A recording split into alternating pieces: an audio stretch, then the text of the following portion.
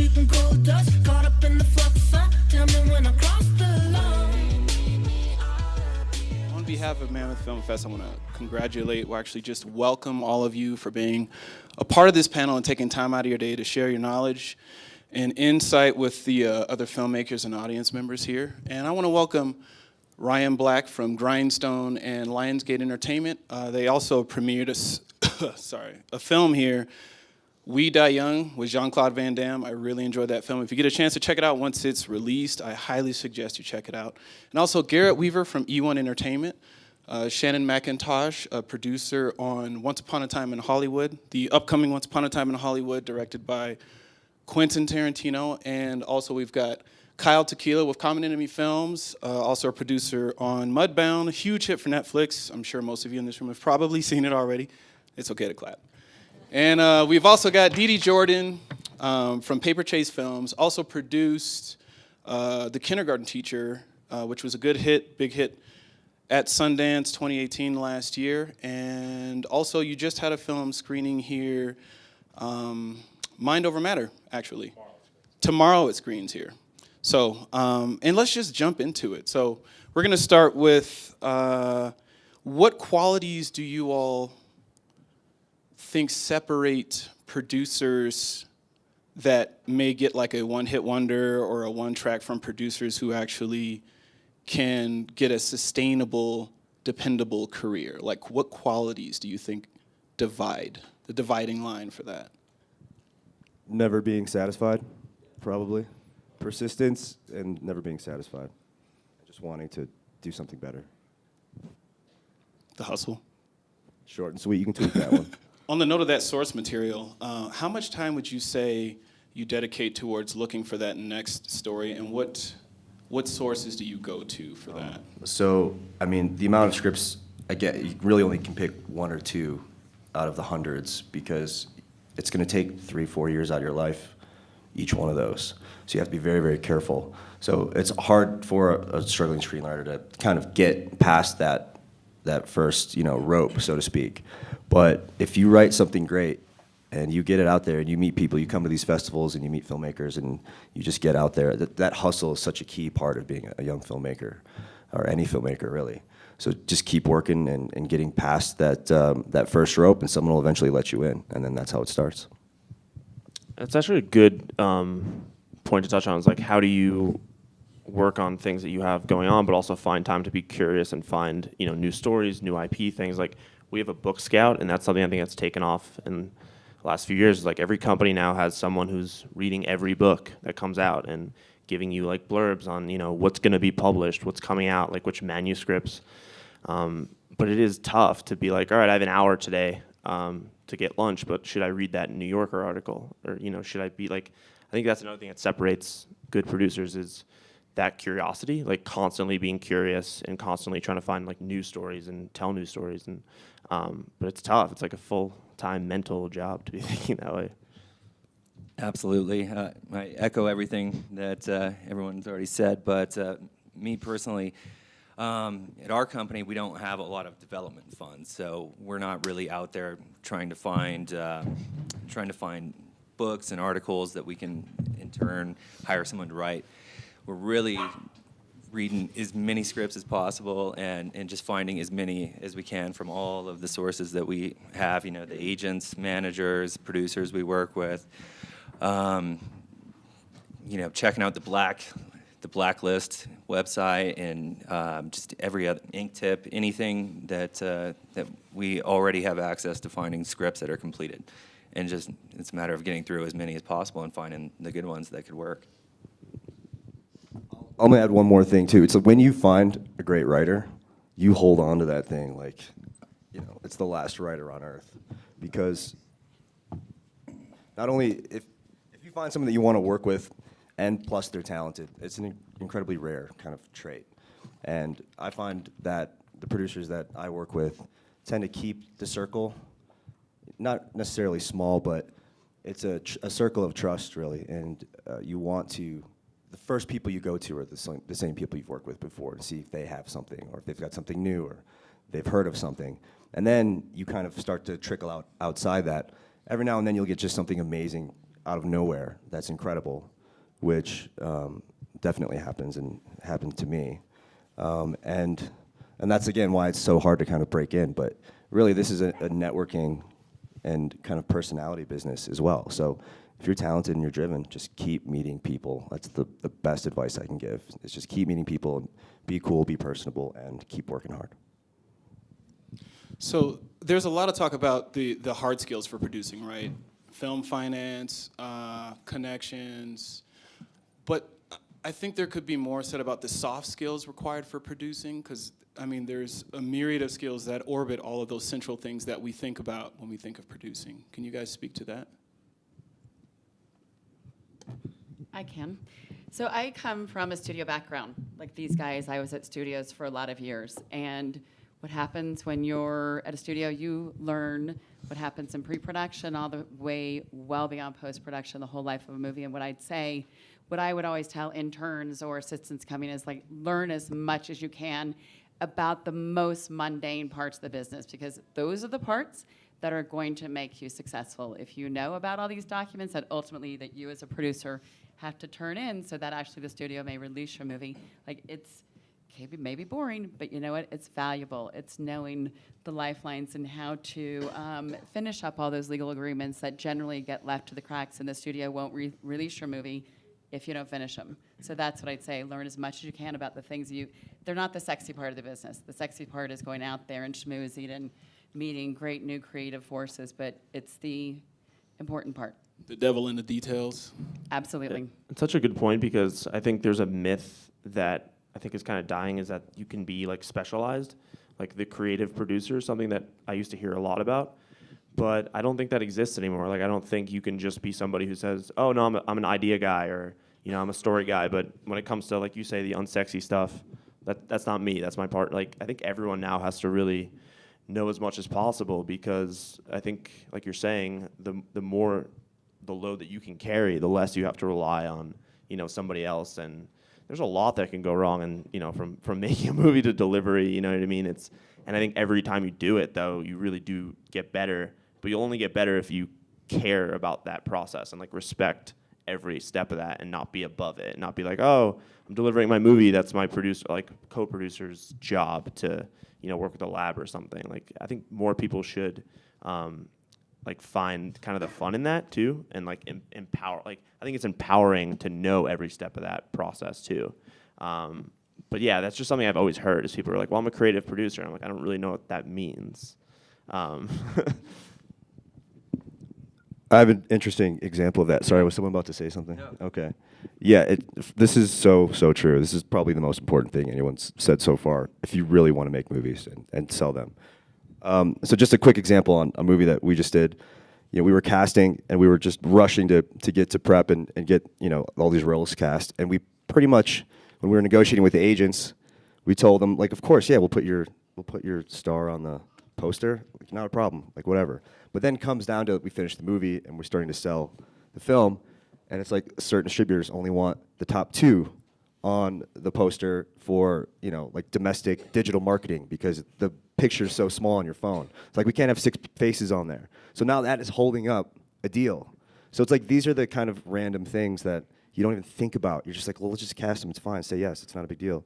But that every single detail matters when you're prepping a film.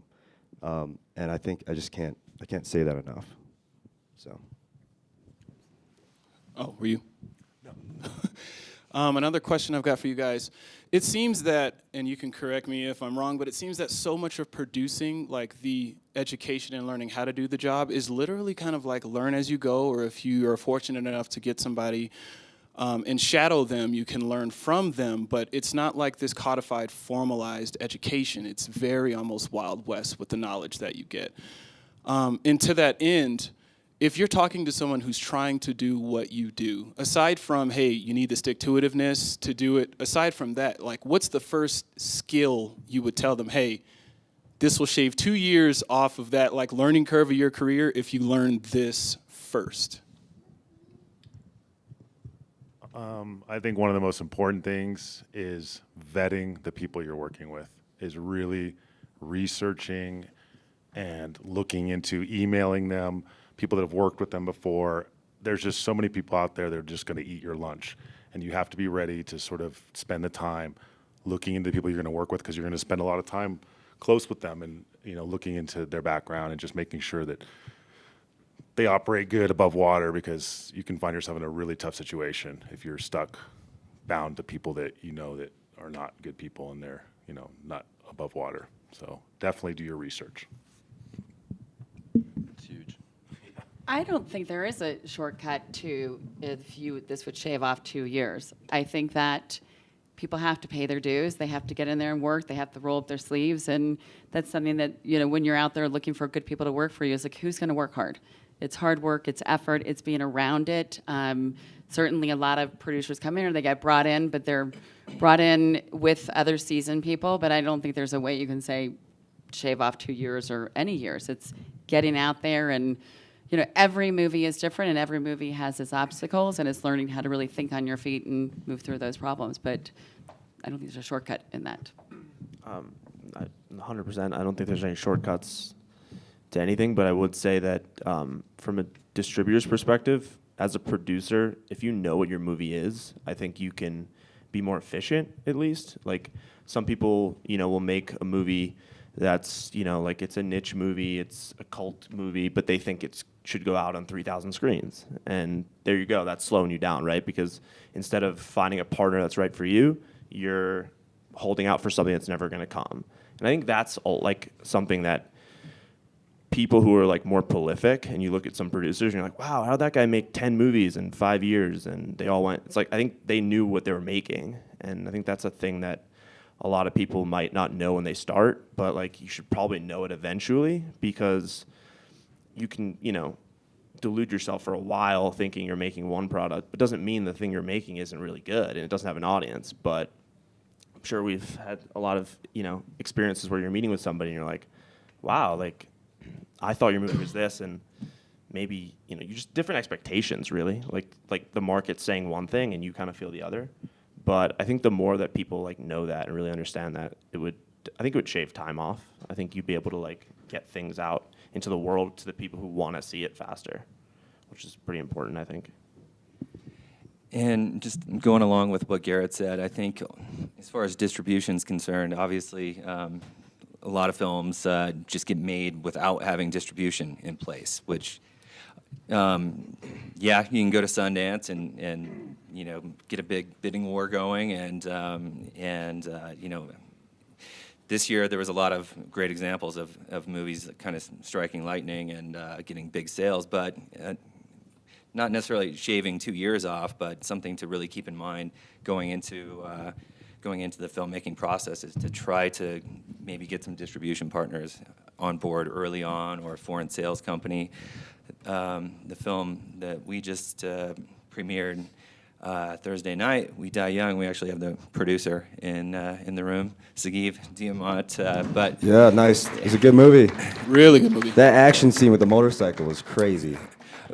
But Sagiv and the rest of his team were able to bring a foreign sales company to the table as well, so they already had a lot of their budget into place, and they knew that they were hedging their bets, and that's very important. So you're not necessarily just having a film and then trying to figure out, okay, now what am I going to do with it? How am I going to get all my money back and find distribution? Every film is unique, and it's not necessarily feasible on everyone, but that's something to keep in mind. That's a really good point, actually. Well, there is one thing that you can shave a ton of years off. It's just be a multi-millionaire and finance my movie. You can just walk right in. That happens. That actually happens all the time. To be honest, we all know somebody like that up here. Yeah, but they go out and do it, and they hope they find the right partners that don't Totally lose true. their multi-millions, right? Exactly. So, because there's that. So there is a How little much, research. how much money you have, losing a shit ton of money sucks. Like, I don't think I've met any financier who didn't hate, and even just the ego of it. Like, going in here being like, oh, we're making this movie, and now you take a bath. Like, that sucks for everybody. So, yeah, I wouldn't recommend. Thank you. And also, I would like to open this up to questions. We want to field some questions from the audience. This is not pitching films, because we have a pitch fest. So this is not pitching films, okay? This is just asking questions about process. If you're producing a film, you're interested in producing a film, and you want more info or something you're struggling with right now, this is like the time to ask right now. Again, we're not pitching films, okay?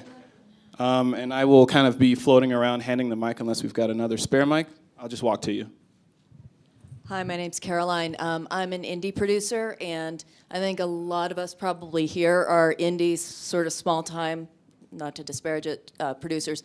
I wondered if you guys could, in a nutshell, tell us how you started, and was it indie? Did you jump right in? I know, Shannon, you mentioned that you've been with studios for a long time, but if everyone could sort of tell us that. For me, it just started at the pretty much rock bottom, you know, doing production assistant work and getting coffee, moving chairs, moving tables, just whatever needed to be done to kind of get my foot in the door and try to, you know, make a good impression on the UPM and the line producers, and that's when you kind of start to make a little bit of a network and meet people, and hopefully they enjoyed working with you, and you get the next PA gig or the internship or the first job. That's kind of how I got in.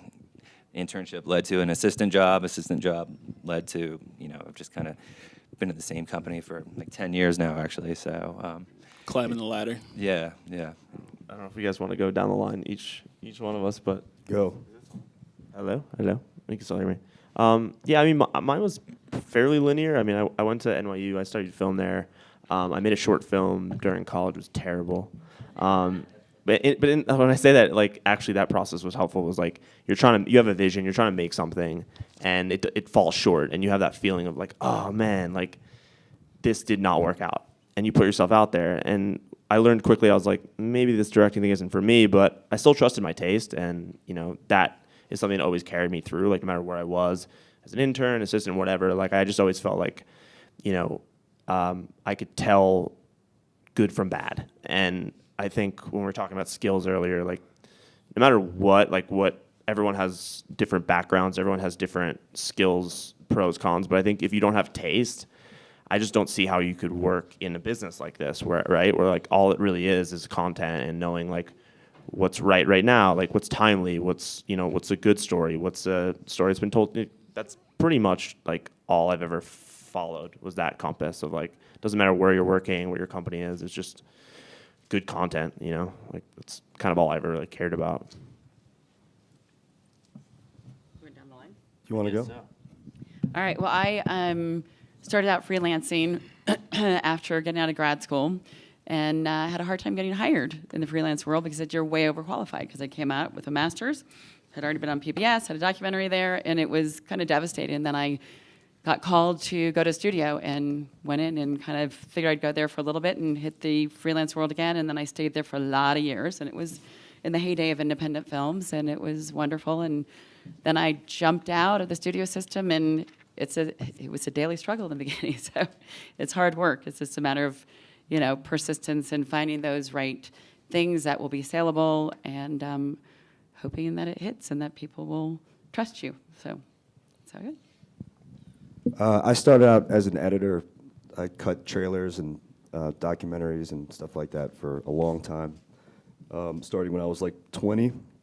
And then that turned into just meeting a bunch of people through that craft. And then I cut my first movie, like feature film. And then through that, I met a few producers and financiers. And those people I continue to work with to this day. In fact, we all went and made Budbound together. So for me, I guess it's a unique path because I started out kind of on the fringes of the industry, in entertainment, so to speak, on the creative side. But being an editor, you're in the room with the people financing and the people directing and the producers. And they're on the phone behind you when you're cutting away, having their very important phone calls. So you're kind of learning as you're going while you're cutting stuff too. So it was a really interesting kind of behind the scenes, fly on the wall education for me, and it just worked out. And I still edit. I still love it. Producing is so stressful that it's nice just to sit down behind the keyboard and put something together and get some instant gratification, So that's how I got started. My path was completely different than everybody else. I was doing event planning, and a producer I had done an event for, he was raising money for a Lionsgate film, actually. And he just was sort of talking. I said, you know, how does it work and stuff. He's like, oh, you know, it's really complicated. You have to go and raise money and blah, blah, blah. And I said, all right, well, can I have an opportunity? And I raised $750,000 for that movie in like 2 weeks. Just went out and raised $750,000, huh? Yeah. Good 2 for weeks. you. So, and that was sort of the first step into it. And then it was like the dog that caught the car. I didn't know what to do when I caught it. And I just like, I was like, okay, well, I'll continue to do that. And then I ended up just continuing making films and just finding projects and sourcing money and curating a network. You know, it's really important that you curate a network and try to be very loyal and straightforward with your investors and be very clear about your path. Because I think people get involved with you if they really think that you're authentically passionate about stuff. If you're not you're genuine about what you want to do, they get behind that. And I've been really lucky to be very, very straightforward with my investors, and they've continued to invest with me over and over again because we get good results. And so it's really important you just don't try to burn anybody. You just very straightforward and let them know the risks that are involved, and don't try to sell them something because they're sophisticated people. They get it. And either they're going to support you or they're not. And mostly they support you if you're passionate and authentic about your endeavors. Yeah, this question is for all panelists.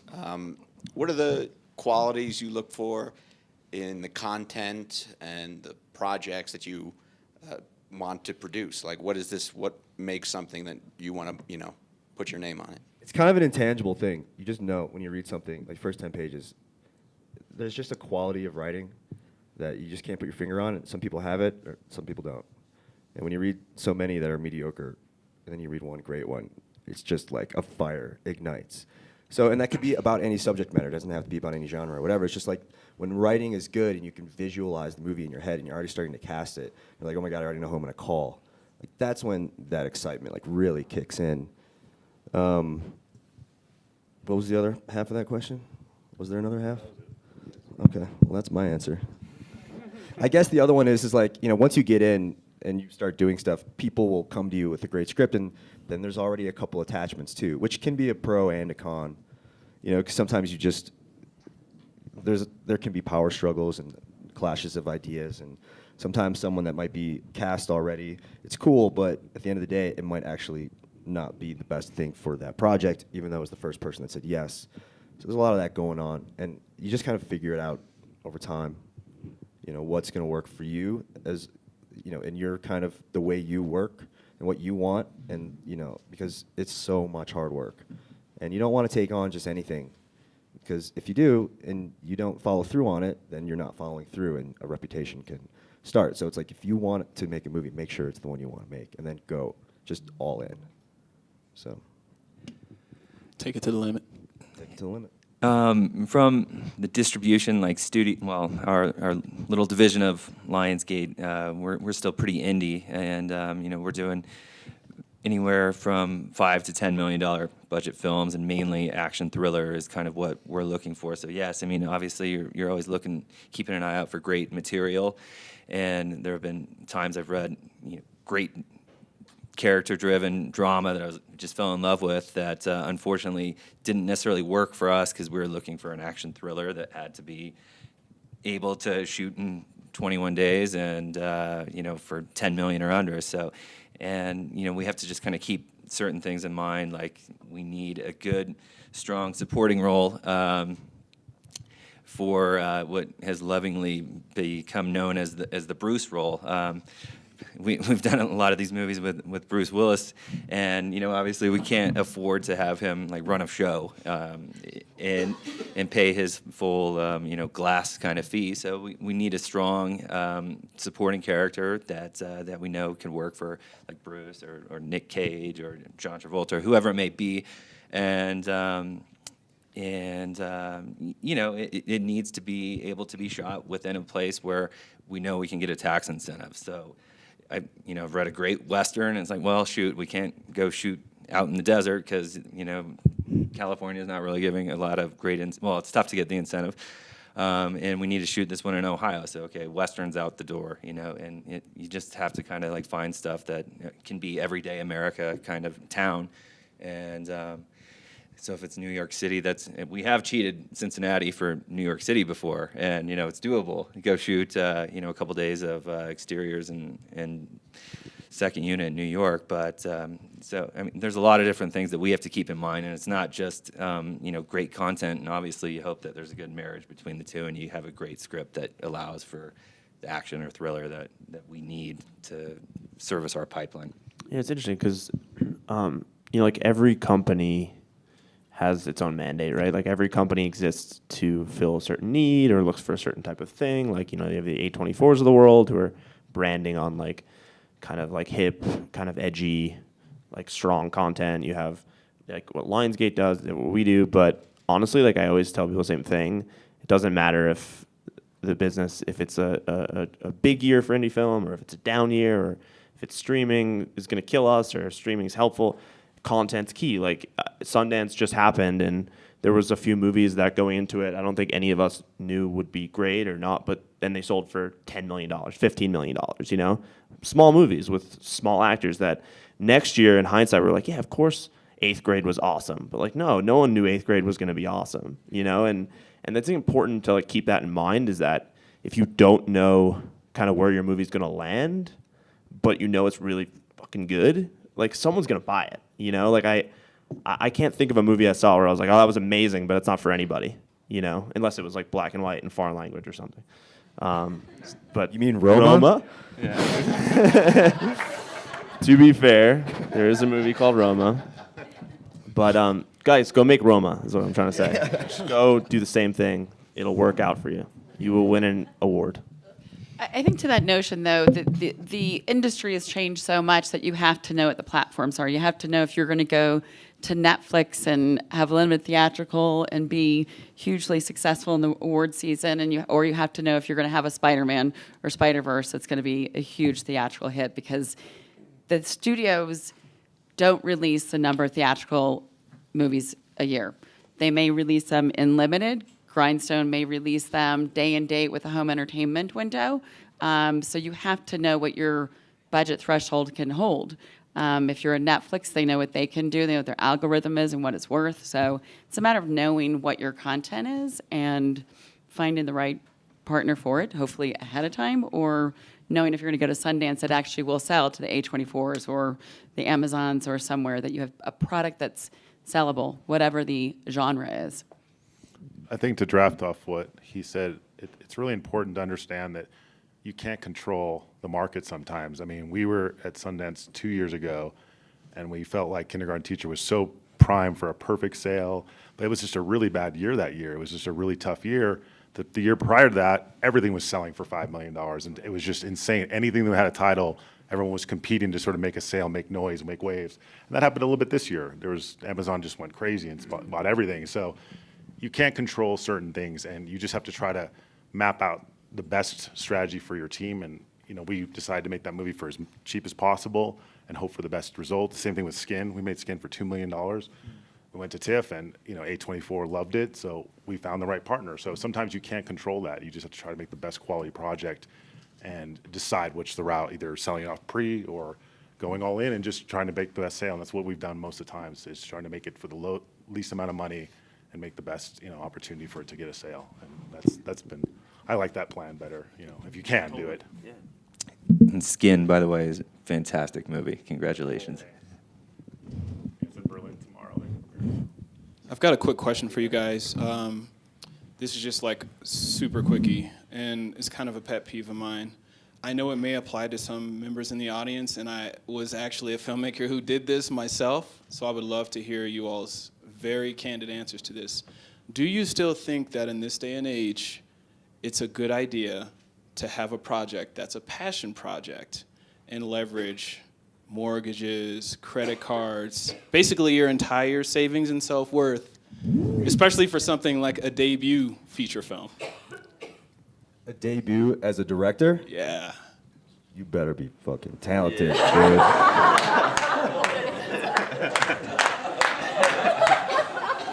So basically, that's a no. I would just say no. I would skip that one, man. I mean, but the problem is, though, you have people that are coming out of film school, that do it in film school, they get their parents, they get whatever, and some of them come out with really good calling cards. But I would actually say, versus like the passion, make it a short. Make it a short and go sell that or show it or something. There are shorts festivals, but there's also the studios are looking for new talent. If you're a woman and you're a director, make that short and get in there now because, you know, it's a mandate, but it's still hard to find women out there. So as one constantly looking for women directors and, you know, being told there's not many, it's do that, but make it a short, and that would cost a whole lot less than making it a long. So, but be concise with your voice. So that's what I would say. But you know, there's still the romantic vision of the Kevin Smiths, of the Robert Rodriguez's, who went out there 12, 20,000. What's made me not known is that those movies that may have cost that much to make then were improved by the studios, by Sony for Robert, by Miramax for Kevin, to be released. So they made it on a shoestring, were able to sell it, and then the studios put money into them. So you could do that too, but make them cheap. I think you guys asked earlier, I think there's a lot of noise right now in the industry, and I think that if you're going to come into this industry, you have to make very bold statements. Do something that's really going to separate yourself. Maybe everyone doesn't like it, but at least be authentic and bold to that. And to your question, I truly believe that you should absolutely do whatever you think is necessary to get that thing out. And if that means mortgaging your, you know, I believe in that, letting the universe know what you want, and it'll usually reward you if you just go all in. But there's risk, of course. If you're talented. Well, you should talk about skin, because this is exactly what you just said about making it short. Oh, right. Yeah. Yeah, Skin was a short, actually, that I saw, and it's probably one of the best shorts I've ever seen. You know, it's a 20-minute short, and I knew I had to work with that guy, the director, it's Guy Nativ. And I remember the first day on set, like, you just know when you see it. You guys have talked about this. Like, I had goosebumps just being on set with him. Like, he just has that thing that you know is going to be extraordinary. So doing the feature was just an extraordinary experience. But it is a very bold statement. This is a very, you know, tough subject matter. But I think there's an audience for it, and I think it's going to say a lot about where we are as a society and what's going on currently in the world. So I'm very happy to be a part of something like that. Yeah, but like the short turned into the feature because he proved himself without mortgaging his house. Yeah, everything he was worth. Yeah, he did. You He know? spent not that much. He was an Israeli film director, and he wanted to cross over and come to the United States, and so he shot on a shoestring budget. He shot a couple days and put together the short, and that was his shopping material. You know, he went out and wrote the script, but that was really what made that film go. It wasn't necessarily the script that caught everyone's attention. It was the short, for sure, that everyone saw and they're like, wow. So we put together a package from that short, basically. So that's a great point, to do a short. One second. So also people's attention span is a lot less this day. So if you make a short or you make something that's super concise, you're going to get that studio executive or, you know, a producer looking for content to look at if it's a 2-minute versus even a 5-minute versus someone said, I have this new director, 2-hour movie, but, you know, I go, I don't know if I have 2 hours to spend, but they said 2-minute trailer or 2-minute short. I go, I'm going to watch that, right? So just know that that's how you get attention, and make sure it sings. Yep. I was just gonna add, like, it might be not I don't know if everyone would agree with it, but I actually think this is the best time to be a filmmaker, in the sense that I think if you can't look short of like mortgaging your home or like taking out loans or something crazy, I think if you can get a movie made and it's good, and even if it's not great, if it's flawed or whatever, and you get a film festival premiere, you get distribution, like, you don't have to worry if that movie makes money or not, right? Like, it's sometimes the producer of your first movie or like the distributor of your first movie who's like, how are we going to make this thing make money? But we see people's careers launched all the time off movies that didn't make money. And nowadays, especially, because like we were talking about just before, the business is starving for talent. And Sundance this year, I think I saw 5 straight movies directed by women. I think I saw tons of movies that were set either in areas I've never heard of before, stories I've never seen before. It's not an accident. Like, I think festivals are realizing that we only know about new talent if we can see their movies. And the only way we can see their movies is if film festivals program differently. And if you can get it made, like, that's all that really matters, right? Is like, get that first one made. And I just off the top of my head, like, we worked with Reed Morano recently, and like Reed's first movie premiered at Tribeca and had a solid cast, but, you know, I don't know what kind of release it was, a day and date or something. No one really saw it. But Reed still kept pushing forward, and people kept saying, like, no, she's going to be a big thing. She's going to be a big thing. I don't know if Meadowland made money. It doesn't really matter anymore because it did for Reed what it needed to, and she propelled that, and now she has an overall deal at Amazon. Like, she's, launched. But I just think it's the best time now. Like, if you can get that out there, there's going to be someone who's going to, if you're good, like you said, if you're talented, like, someone's going to find you. And you don't have to worry if you don't have to pay back your investors. That's your producer's problem, right? Whoa. Yeah, but it's also the producer's job to make sure what the director does is good and saleable and is marketable. Good morning. So, just wondering if you could shed some light on once you say you get something made, you get through some festivals, and then it's coming time to make a sale with it and on distribution. Where would you recommend someone can go to just educate themselves as much as possible before going into that process, which just seems like a big black hole? Get a good attorney. Get a really good attorney to help you.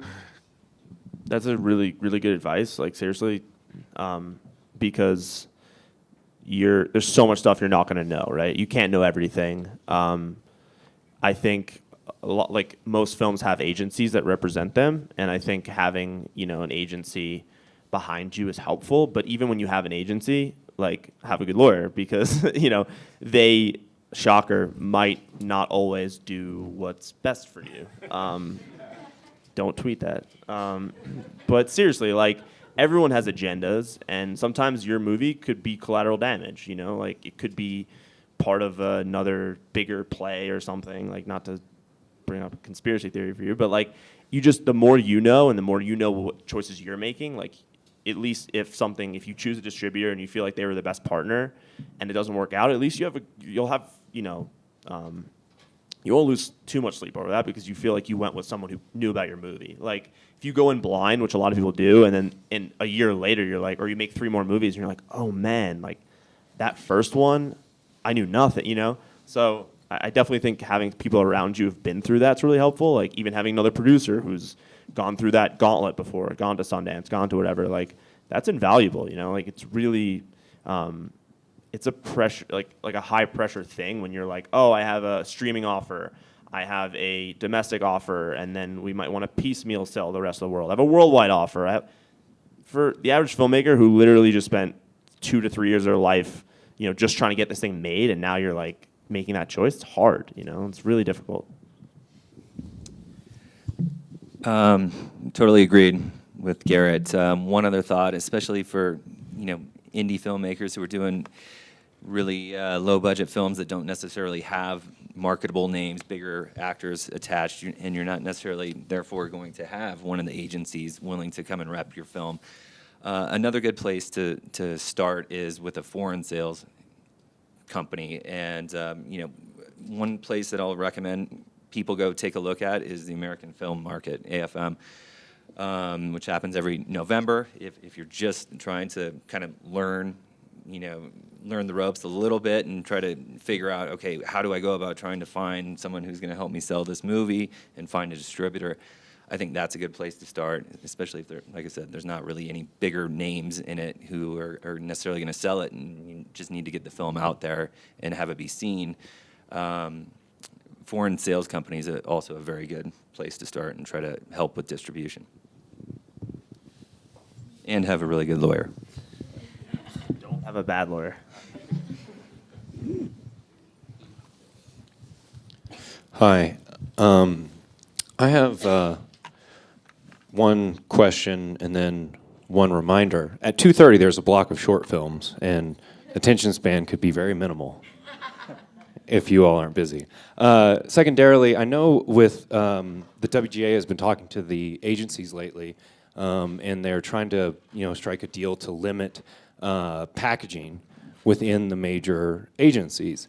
And I was wondering what you guys' viewpoint was on how that's going to affect what you do and what other producers would do, as far as if that is limited from the major agencies. So it's such a big thing for agencies to package television, to package movies. Agencies are partnering up to package things and sell. And I try and be agency agnostic. Was like if you've got to go that way because his talent is there and they won't let you have him or her unless you do it, you hopefully get as much control as you can, or have like another agency jump in or a foreign sales company, so there's checks and balances. But I love that the WGA is doing that, because I think there needs to be more latitude, as they used to be in the old days, which is where you could go and kind of package it how you want it and what had that. But you know, it can be helpful in getting some of the small projects going, but it also can be a hindrance, because you could sit there and wait for years, right? So walk cautious. Yeah, I think that's a really good point. You could do an entire panel on like packaging and navigating the agency system, because there's a lot of, it's tough, you know, it's a chicken or the egg everywhere you go. I would just say that, like, if you could ever make a relationship with one agent in an agency and really find someone who likes your taste and respects you, it'll make your life so much easier. Because it's one thing if you're calling an agent and being like, hey, like, Selena Gomez available, like, it's one thing. But if you have someone at that agency who already likes you and they pass it to a colleague and say, hey, you have to get back to them on this, like 2 weeks is up, you know, like, I think that's really helpful, is just having one person inside, you know. And but I will say about the agency thing, I never think that anybody should represent the buyer and the seller in a deal. So I'll just leave it at that. Yeah, I mean, most of the movies I've done have been through getting cast from pretty much every agency. We're not really loyal to any single agency. We have friends at all the majors, but the one movie that we actually tried to do like a full package, we thought it would make things easy because there's a lot of excitement. Actually, it was the worst casting experience we've had, because then they started leveraging their talent against their other talent. It made it very, very difficult for us. And it was like, we felt betrayed. We're like, we're giving you guys so much money and your clients so much money, and you're going to pull this type of crap? It's because they had the power, because they had our cast. So I think that was a huge learning experience for us, and I recommend, you know, picking the talent that you think is best for your film, not because an agent tells you, oh, this is my other client, you should talk to them or look at their reel, because then they have the power over you. And we got time for one more question. For all the younger filmmakers, if you could give them one single piece of advice of something to avoid, what would it be? Can I say a couple people's names? You can do whatever you want. Can we all say a few names? They're probably the same names. You know, I think what you said earlier is know who you're working with, because it's entertainment. There's a lot of slimy people out there. So just do your research, and if you have a gut, follow it. Don't let anyone convince you to work with people who you know ultimately are not going to do your product the best, and keep your moral compass. I think to echo that, I think it really is important. It's a little bit difficult to navigate the waters of people's projects. There really isn't a lot of clear information about how things did, if there was an issue. Producers can hide a lot, and you really do have to spend your time talking to people and see what their motivation of that person is. Like, why are they in the business? Do they really want to tell stories? Are they really a company that looks for authentic storytelling, or they just want to turn and burn and make money? And you know, you have to make sure you match this type of project that you're doing with the type of people that you want to be around. You know, if those people just want to turn and burn, they're just going to run right through you, and they're not going to listen to you. They're not going to pay attention to what really matters to you as a filmmaker. So it's really important to align yourself with people that have the same vision as you do. I guess one thing I could add that comes up quite a bit in our world is just like paying attention and listening to exactly what is happening. So if you sell a movie and someone's telling you, like, listen, we're going to give you this much money, but like it's going to be on digital and VOD the same day it's in theaters, and we're going to do our best to get it beyond an initial 10 theater. Just listen to what that is, because you'd be surprised how many times you have a lot of meetings, phone calls, people understand, like, okay, cool, this is the release, and then it comes time, and they're like, you dumped my movie. And it's like, you know, like, why aren't we playing in this theater? Why aren't we at the ArcLight? It's like all these things where it's like, you feel for it. It's like you understand that all someone wants is to have their movie seen by the most people possible, but that stuff is avoided so early. You know, like, think about when you're making a movie to like releasing a movie. There's a lot of time to sit down and go, hey, let's just make sure we're on the same page here. Like, how are you going to get my movie out there? How are people going to see it? Like, what are the metrics you're using? You know, it's a lot of times people just, I think they hear sometimes what they want to hear, and they're like, great, and like they fixate on the, so it's going to be in my hometown or it's going to be in New York, and I can tell my friends to go, and then beyond that, you're like, oh, like, now what? You know, so just be alert. You know, like pay attention and listen and get a good lawyer. I think it's very telling. Obviously, usually when that question's asked, like, what's the best advice you would give to a new filmmaker, and it's usually like craft-based questions. And I think a lot of what you guys said is far more important because that sabotages any craft at all if the people you have on your team are completely gutting what you're doing. So, amazing answer. And can we get a huge round of applause for our panelists? Thank you so much for coming out, sharing your time and knowledge with us. And also, don't forget, we have the Pitch Fest at 12:30. And yeah, thank you all for coming out.